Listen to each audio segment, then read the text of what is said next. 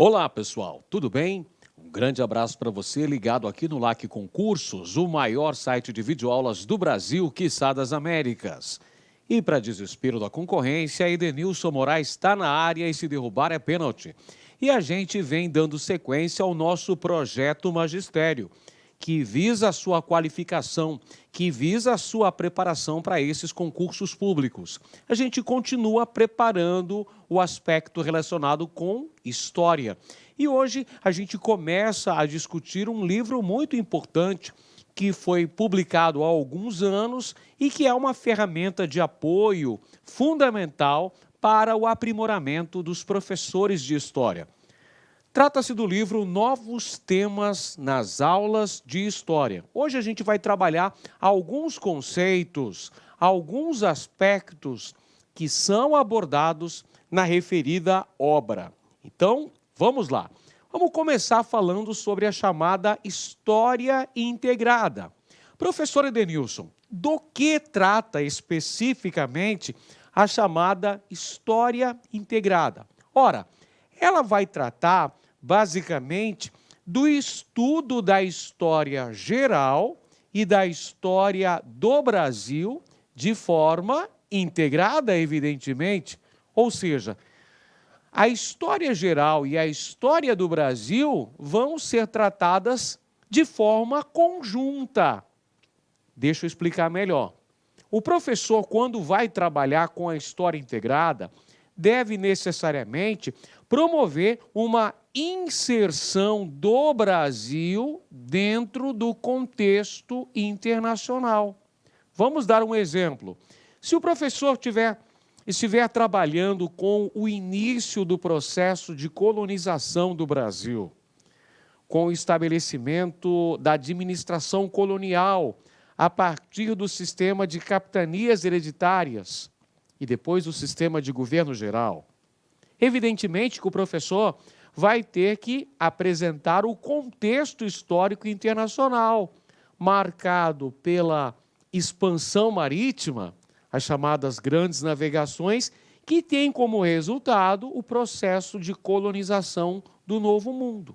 Ou seja, o professor vai trabalhar o conteúdo de história do Brasil contextualizando a história geral. Ou seja, história do Brasil e história geral vão estar integradas, vão ser trabalhadas de forma conjunta.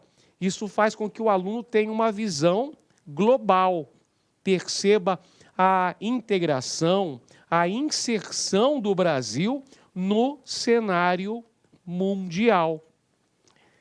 Qual que é a vantagem da utilização da chamada história integrada? Ela possibilita a professores e alunos uma análise complexa de temas e conteúdos. Mais um exemplo para ficar mais claro ainda a nossa exposição. Se o professor estiver trabalhando a utilização da escravidão africana no Novo Mundo, evidentemente vai ter que relacionar com o comércio negreiro, o tráfico negreiro, que tinha uma importância fundamental dentro da lógica capitalista, marcando as relações dos europeus com os africanos e também suprindo a carência de mão de obra para as atividades econômicas que foram desenvolvidas na América. Dessa maneira, professor e aluno terão uma visão mais ampla, mais complexa. Não será feita apenas uma análise superficial, rasteira, uma análise simplista, muito pelo contrário. A abordagem vai se tornar muito mais ampla, muito mais complexa, possibilitando um maior entendimento do cenário mundial, do contexto histórico internacional. Vamos conferir uma questão, vamos entender como é que isso pode aparecer para você numa questão de concurso público. Narrar as histórias do Brasil e do mundo juntas seria uma forma de acompanhar a inserção do Brasil no mundo e mercados amplamente globalizados.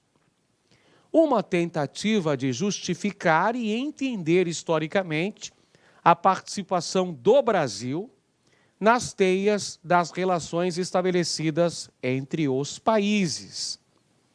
Na era da globalização, o Brasil teria que ser visto como nação complementar de um mundo capitalista ainda maior. A história integrada tentaria, assim, entender essa incorporação. Seria a chance de esclarecer os motivos e as origens que o Brasil fez e faz para tornar-se parte integrante de um todo.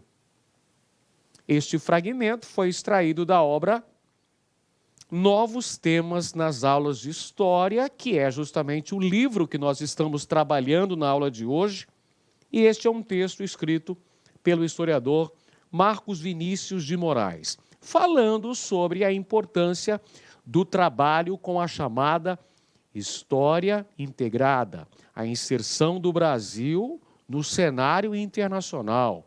O historiador coloca até o exemplo da globalização, colocando o Brasil como uma nação complementar de um mundo capitalista muito maior, estabelecendo essas teias de ligação entre o Brasil e os demais países do mundo, um contexto globalizante, um cenário internacional. De acordo com o autor, a prática de ensino de história integrada está muito distante do projeto original, devido ao fato de que nesse modelo, vamos lá, procuraremos a alternativa que justifica esta afirmação, segundo a qual, de acordo com o autor, a prática de ensino de história integrada não atinge seus objetivos estabelecidos, não consegue cumprir as suas metas, está muito distante do projeto original. Qual é o fato, ou quais são os fatos que impedem que a utilização efetiva da história integrada atinja os seus objetivos principais? Alternativa A. Ensina-se aos alunos que o Brasil é dependente dos fatos e acontecimentos da Europa, ou seja, a teoria da eterna dependência em que as determinações externas são mais importantes do que as internas. Essa afirmação está correta. Esse é justamente o gargalo, é o calcanhar de Aquiles, é o que atrapalha a consolidação, a efetiva sistematização da história integrada, utilizada de forma pedagógica para garantir a historicidade dos alunos, garantir uma efetiva utilização da chamada história integrada. Segundo o professor Marcos Vinícius de Moraes, o que dificulta é essa ideia de que temos uma eterna dependência do Brasil em relação aos fatos e acontecimentos da Europa, dizendo então que esses fatos e acontecimentos da Europa são muito mais importantes do que os fatos internos, quando nós sabemos muito bem que a lógica interna processada no Brasil também tem uma grande referência. É claro que devemos ver, analisando a história integrada, o Brasil dentro de um contexto maior, um contexto globalizado, um contexto internacional. Porém, fatos ocorridos no Brasil também são determinantes. A lógica interna também contribui para os eventos, para os acontecimentos históricos que ocorreram no Brasil. Então, essa lógica da eterna dependência externa, de que tudo o que aconteceu no Brasil está necessariamente dependente com o que estava acontecendo na Europa, é que é a parte incorreta, segundo o autor, segundo o historiador, é o que dificulta a utilização prática da história integrada para atingir os seus objetivos. Vamos conferir as outras alternativas aqui. Letra B. Apresenta-se uma história em que os conteúdos e fatos dispostos independentes da ordem cronológica se integram e interagem, seguindo critérios apropriados à história nacional brasileira. Bom, esse não é um fato que dificulta a utilização coerente e efetiva da história integrada, muito pelo contrário. Isso aqui vai contribuir para um melhor entendimento. Isso vai contribuir para tornar mais inteligível a história. A história não precisa ser linear, você não precisa trabalhar com o aluno de forma cronológica. Evidentemente que isso vai exigir um maior preparo do professor. Por exemplo, se ele for trabalhar com temas, o tema relacionado com escravidão, por exemplo, ao fazer uma comparação entre a escravidão no período da Antiguidade Clássica, a escravidão que vigorou na Grécia Antiga, na Roma Antiga, com a escravidão que foi processada durante o período moderno nas Américas, o professor tem que estabelecer as semelhanças e as diferenças. Aqui ele não adota uma linha, uma história linear. Aqui ele não vai levar em consideração um determinado tempo cronológico, até porque ele vai utilizar-se basicamente de dois períodos distintos, a Antiguidade e o período da Idade Moderna. Então não segue efetivamente uma ordem cronológica. Mas isso vai contribuir para um melhor entendimento sobre a escravidão. Muito bem, vamos conferir a alternativa C. Considerando-se o aluno como público-alvo e combate o excesso de memorização, iniciando a formação de uma imaginada unidade nacional brasileira a partir de inspirações da história europeia, da qual o Brasil fez parte. Olha, evidentemente que o processo ensino-aprendizagem, dentro da lógica da história integrada, vai ter como público-alvo o quê? O aluno. O público-alvo é o aluno. E é evidente que vai combater a decoreba, vai combater o excesso de memorização. Então, este não é um fator que dificulta a efetivação da história integrada. Alternativa D. Oficializa-se o projeto de assegurar um lugar ao Brasil na civilização ocidental e cristã, colocando a história nacional como determinante da história da humanidade civilizada, ou seja, da história da Europa. Não tem como colocar o Brasil como determinante da história da humanidade civilizada. Nós sabemos que tem uma rede de relações que vai contribuir para o processo de colonização do Brasil. A gente até mencionou na aula de hoje. Temos o processo de expansão marítima e comercial, que Portugal foi pioneiro, que vai ter como desdobramentos a chegada dos europeus ao Novo Mundo e a posterior colonização do Brasil. E a alternativa E, projeta-se na sala de aula um Brasil sujeito de sua própria história, fortalecendo a ideia de que as tensões e contradições internas desempenham um papel fundamental na construção da nação brasileira. Este é um pressuposto básico da história integrada. Quando trabalhamos com história integrada, visamos justamente isso. Colocar o Brasil como sujeito de sua própria história. Então, este não seria um fator, este não seria um condicionante, um argumento que dificultasse a efetivação da chamada história integrada. Segundo o autor, o que dificulta a consolidação desse projeto é colocar o Brasil como eternamente dependente dos fatos ocorridos na Europa. Ou seja, não ressaltando o protagonismo brasileiro, não ressaltando que aspectos ocorridos dentro do Brasil tem uma importância fundamental, que o Brasil seja sujeito de sua própria história. Vamos ver mais uma questão relacionada com a chamada história integrada. Segundo Marcos Vinícius de Moraes, em artigo do livro organizado por Carla Pinsky, em 2009, que é o livro Novos Temas nas Aulas de História, é na habilidade de trabalhar de modo mais complexo os temas e conteúdos que reside a história integrada. Assim, ao estudar o projeto de catequese dos jesuítas na América Portuguesa, as teias dos acontecimentos se entrelaçam. Então vamos lá. Estamos trabalhando dentro da lógica da história integrada. Aí você traz um conteúdo para trabalhar com seus alunos. O conteúdo diz respeito à ação catequética da Companhia de Jesus, criada por Inácio de Loyola em 1534. Se você está fazendo uma abordagem dentro da perspectiva da história integrada, você vai olhar para o contexto internacional. Qual era o contexto europeu desse período?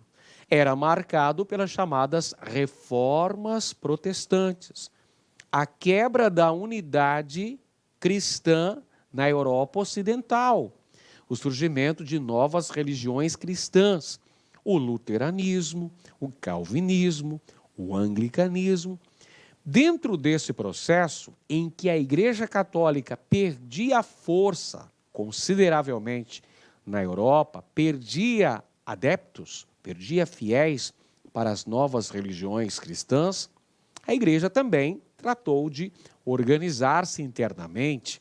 Foi convocado o Concílio de Trento, que vai promover uma disciplinarização do clero católico, vai reafirmar os dogmas da Igreja Católica, vai reafirmar a infalibilidade do Papa, vai estabelecer o índex, a lista dos livros proibidos pela Igreja Católica, vai restabelecer o Tribunal do Santo Ofício e vai criar a Companhia de Jesus. A Companhia de Jesus que vai ter a missão, é uma ordem missionária, que vai ser enviada para vários lugares do planeta. Vai para a Ásia, vai para o Japão, por exemplo, e vem para a América, vem para o Novo Mundo. A Companhia de Jesus atuou junto com o Estado português no processo de colonização. Lembra qual era a função da Companhia de Jesus? Isso mesmo, a catequese indígena e também a educação dos colonos. Não se esqueça que os primeiros colégios da América Portuguesa eram colégios jesuítas. Então, o contexto que marca essa ação catequética dos jesuítas na América Portuguesa é um contexto histórico marcado pelas reformas religiosas. Vamos conferir, então, agora as alternativas. Alternativa A, a expansão muçulmana, que permitiu o contato cultural e comercial entre Oriente e Ocidente e o desenvolvimento da América. Não é esse o contexto histórico marcado pela ação dos jesuítas na América Portuguesa. Letra B, a reforma religiosa, que significou a elaboração de doutrinas cristãs mais adequadas às atividades e aos interesses burgueses. Alternativa correta. Perfeito. Essa é a alternativa que estávamos procurando, porque justamente ela mostra o contexto histórico do período em que foi criada a Companhia de Jesus. É porque na Europa haviam surgido novas religiões cristãs que não condenavam a usura, por exemplo, que eram mais adequadas ao desenvolvimento das atividades e dos interesses dos burgueses. A exemplo do calvinismo e sua teoria da predestinação divina. Alternativa C, ao Concílio de Clermont, fundamental para a ortodoxia da Igreja e para definir o projeto de evangelização das novas terras descobertas? Não, incorreta essa afirmação. Ao Edito de Milão, que concedeu liberdade de culto a todas as pessoas e definiu a centralização administrativa da Igreja Católica? Não, tem nada a ver isso daqui. Isso tem a ver ao Império Romano ainda, né, pessoal? Um período bem anterior. E letra E, a Guerra de Sucessão ao Trono Espanhol, que impulsionou a colonização da América e a conversão em massa da população indígena. Não. Quando a gente fala de envio da ordem da Companhia de Jesus, da ordem missionária para a catequese indígena, é o contexto do início da colonização do Novo Mundo. É o contexto em que na Europa estavam acontecendo as reformas religiosas, tanto a reforma protestante quanto a contra-reforma, que é a reforma católica. Muito bem, agora, por falar em América Portuguesa, agora nós falamos sobre o início do processo de colonização da América Portuguesa. Uma das grandes preocupações de Portugal, desde o início do processo de colonização, era encontrar riquezas no Brasil. Portugal, desde o início do século XVI, já tinha essa preocupação de encontrar no Brasil produtos que pudessem garantir a sua política mercantilista, mantendo uma balança comercial superavitária, conseguindo monopólios e promovendo a extração de produtos interessantes para a economia europeia. O grande foco era encontrar metais preciosos, fato que não aconteceu nos primeiros séculos da colonização. Só veio a se consolidar posteriormente, sobretudo no século XVIII. No início, produtos agrícolas vão dominar a pauta das exportações da América Portuguesa, com destaque para o açúcar, o algodão, o tabaco. Portanto, na colonização da América Portuguesa, a identificação e descrição das riquezas locais era um fator fundamental para promover a exploração econômica, visando a lucratividade da coroa portuguesa dentro da lógica mercantilista.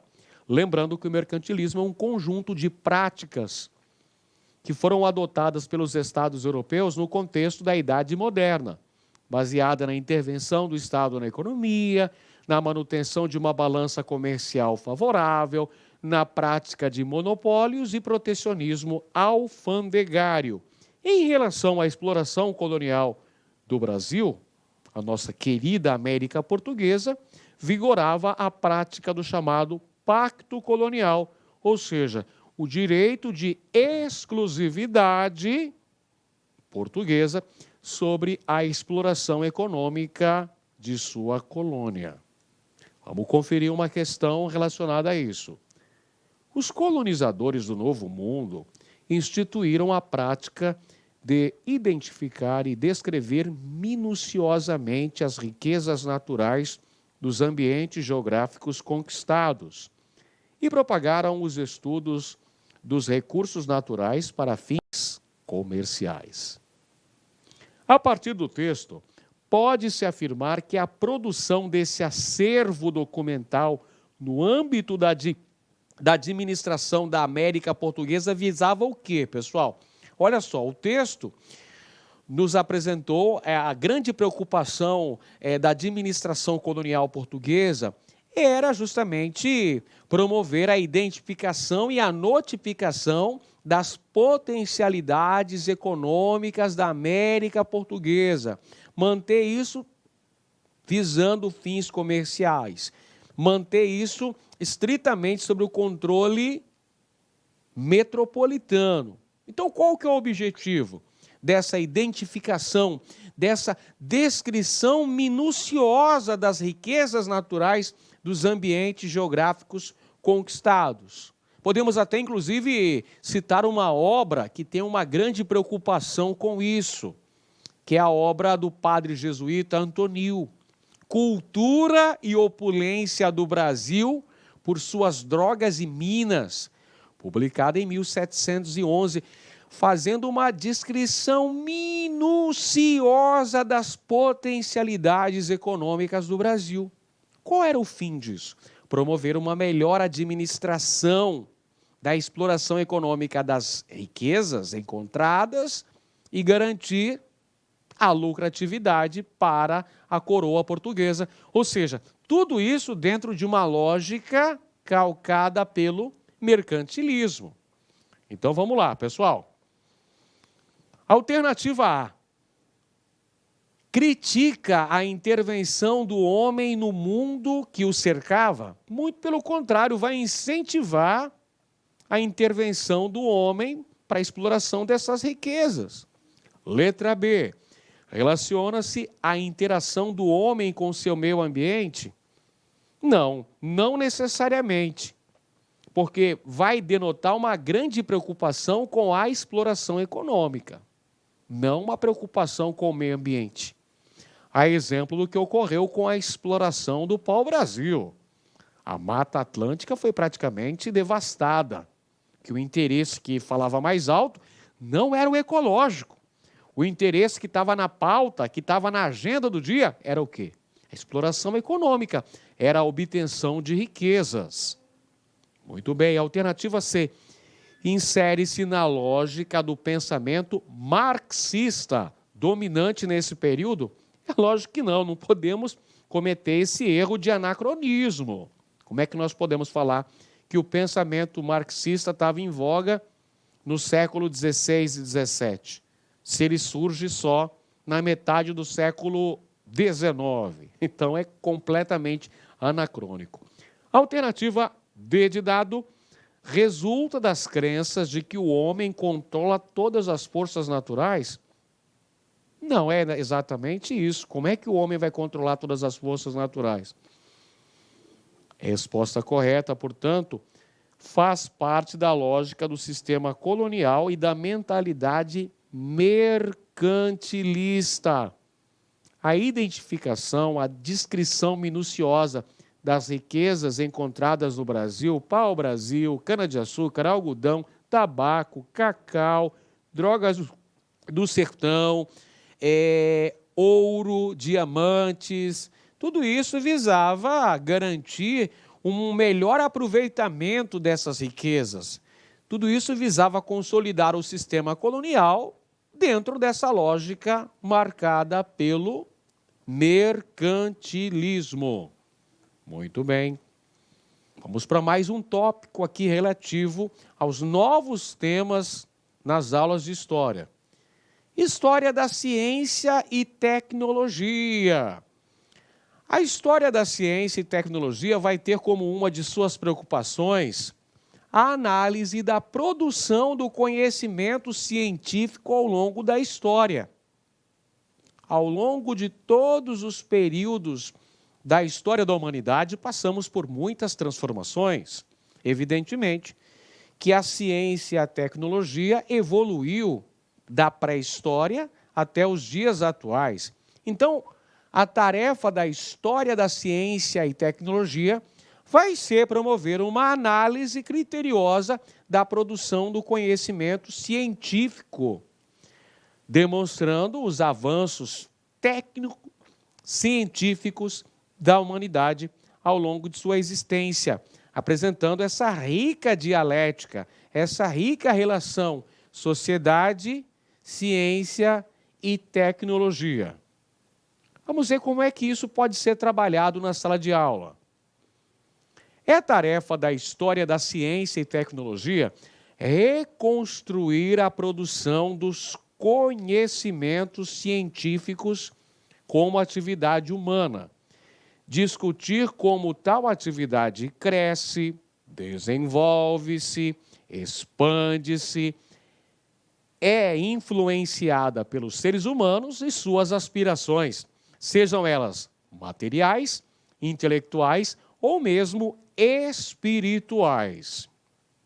Ao longo do tempo, ao longo de todo o processo histórico, são claras as influências da ciência e tecnologia no curso dos acontecimentos e na dinâmica das diferentes sociedades. Tem-se, de fato, uma rica dialética entre sociedades, ciências e tecnologias ao longo da história. As histórias da ciência e tecnologia são, assim, parte integral das histórias de nossas sociedades em seus diferentes tempos e lugares. Em uma aula de história, em que o conteúdo a ser desenvolvido é a revolta da vacina, para que esta seja estudada de uma forma abrangente, o professor pode recorrer à ciência e tecnologia, o que lhe permitirá explicitar o papel. Então, veja, o professor está trabalhando aqui com o conteúdo relacionado a uma das principais revoltas ocorridas durante a Primeira República, que também é conhecida como República Velha no Brasil. Estamos falando da revolta da vacina, que aconteceu na cidade do Rio de Janeiro, no ano de 1904. E o professor ou professora que está trabalhando esse conteúdo deseja fazer uma abordagem mais ampla, mais complexa desse assunto. Não quer fazer apenas uma análise superficial, não quer apenas ficar no aspecto factual da revolta da vacina. Ele quer fazer uma abordagem mais aprofundada. Para isso, ele pode recorrer à história da ciência e tecnologia, porque aí ele pode explicitar o avanço, por exemplo, das pesquisas científicas que foram feitas no início do século XX, com o surgimento de uma série de vacinas que visava promover a profilaxia nas mais diferentes doenças que atingiam a população mundial.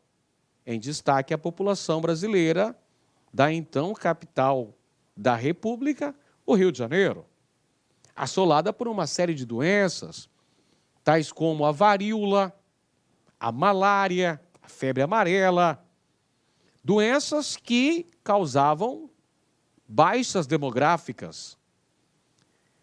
Porém, é preciso analisar que esses avanços científicos, essa política sanitária que foi colocada em voga pelos governantes da época, sejam eles o prefeito do Rio de Janeiro, o Pereira Passos, ou o presidente da República, o Rodrigues Alves, sob o comando do principal representante pelo controle desse processo, o diretor da saúde pública, Oswaldo Cruz, foi feito de uma maneira bastante autoritária, foi feito de uma maneira impositiva, estabelecendo a vacinação obrigatória. De posse desses conceitos, podemos olhar as alternativas a seguir. Alternativa A. Então, nós temos aqui, deixa eu só conferir o comando da questão. O professor pode recorrer à ciência e tecnologia, que lhe permitirá explicitar o papel da biologia para o estudo das deficiências genéticas que justificavam as desigualdades sociais geradoras da rebelião. Claro que não, isso aqui está muito incorreto, pessoal, muito incorreto. Até porque as ideias do século XIX é que apresentavam essas desigualdades sociais como fruto de processos genéticos. A chamada eugenia desenvolveu-se na segunda metade do século XIX. Errada essa afirmação. Letra B, da química, determinante no emprego de gases tóxicos pelo governo para combater os revoltosos nas ruas da capital? Nada disso. Os gases tóxicos foram utilizados aí durante a Primeira Guerra Mundial. Na Primeira Guerra Mundial que nós tivemos a utilização de gases tóxicos, na Guerra de Trincheiras, principalmente. Errada a alternativa B. Letra C, vamos conferir. Da matemática, com relação ao mundo real, o que permitiu ao poder constituído debelar os movimentos populares? Não, incorreto. Letra D. Papel decisivo das pesquisas científicas em bacteriologia, integrantes dos projetos dos governos republicanos no início do século XX. Aí acabamos de mencionar agora há pouco o diretor da Saúde Pública no Rio de Janeiro, importante médico sanitarista, Oswaldo Cruz, que comandou a vacinação obrigatória para a erradicação da varíola. A alternativa correta, então, letra D. Se a gente for fazer uma análise da revolta da vacina, levando em consideração a história da ciência e tecnologia, a gente tem que destacar o papel decisivo do avanço das pesquisas científicas, visando o controle dessas epidemias que assolavam o Rio de Janeiro.